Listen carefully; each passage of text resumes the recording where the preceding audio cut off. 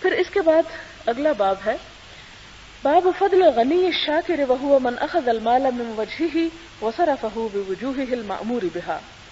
شکر کرنے والے دولت مند کی فضیلت کا بیان۔ اس سے پہلے آپ نے دیکھا ہوگا ریاض الصالحین کا انداز یہ ہے جیسے باب الخوف اور تو ساتھ ہی باب الرجا،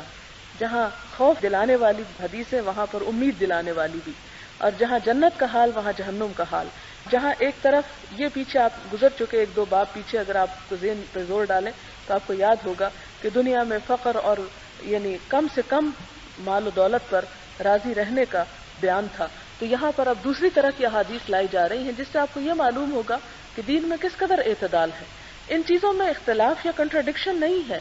اس میں یہ ہے کہ انسان کو اللہ تعالیٰ جس حال پر بھی رکھے اس پر وہ راضی اور شاکر اور قناعت گزار ہو۔ اور پھر فرمایا کہ جو شخص حلال طریقے سے مال کمائے اور جہاں خرچ کرنے کا حکم ہے وہاں خرچ کرے تو ایسا مال انسان کو نقصان نہیں دیتا۔ قال اللہ تعالی فَأَمَّا مَنْ أَعْطَى وَاتَّقَى وَصَدَّقَ بِالْحُسْنَى فَسَنُيَسِّرُهُ لِلْيُسْرَى، پھر جس نے راہ خدا میں اپنا مال دیا،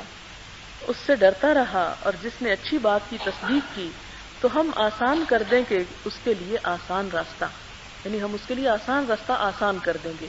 اسے ہم آسان راستے کی سہولت دیں گے، اس کے لیے نیکی کرنا ہم اور بھی آسان کر دیں گے۔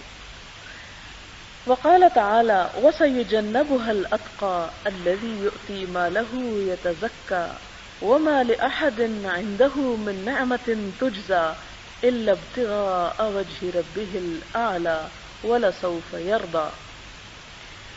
اللہ تعالیٰ کا ارشاد ہے اور دور رکھا جائے گا اس سے وہ نہایت پرہیزگار جو دیتا ہے اپنا مال اپنے دل کو پاک کرنے کے لیے،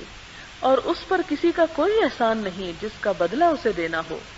بجز اس کے کہ وہ اپنے برتر پروردگار کی خوشنودی کا طلبگار ہے اور وہ ضرور اس سے خوش ہوگا، یعنی اللہ تعالیٰ اس بندے سے راضی ہوں گے یا وہ بندہ قیامت کے دن اللہ تعالیٰ کی طرف سے ملنے والے انعام پر راضی اور خوش ہو جائے گا۔ اسی طرح ایک اور آیت ہے ان تبدوا الصدقات فنعما هي وان تخفوها وتؤتوها الفقراء فهو خير لكم ويكفر عنكم من سيئاتكم والله بما تعملون خبير۔ اگر ظاہر کرو خیرات تو بہت اچھی بات ہے، یعنی دکھا کے بھی دے سکتے ہو اگر دل کے اندر ریاکاری کا نہیں ہے جذبہ، اور اگر پوشیدہ رکھو صدقوں کو اور دو انہیں فقیروں کو تو یہ بہت بہتر ہے تمہارے لیے، اور صدقے کی برکت سے مٹا دے گا تم سے تمہارے بعد گناہ، اور اللہ تعالیٰ جو کچھ تم کر رہے ہو خبر رکھنے والا ہے۔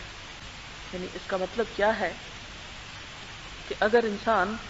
صدقہ خیرات ظاہر کر کے دیتا ہے تو بھی کوئی بات نہیں، یعنی اس میں کوئی گناہ نہیں ہے، لیکن گناہ کس میں ہے اگر انسان اس سے شہرت چاہے یا ریاکاری کا جذبہ دل میں ہو،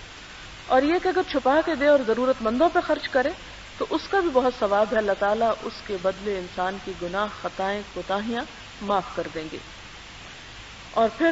اگلی آیت ہے لن تنالوا البر حتى تنفقوا مما تحبون وما تنفقوا من شيء فإن الله به عليم۔ ہرگز نہ پا سکو گے تم نیکی کو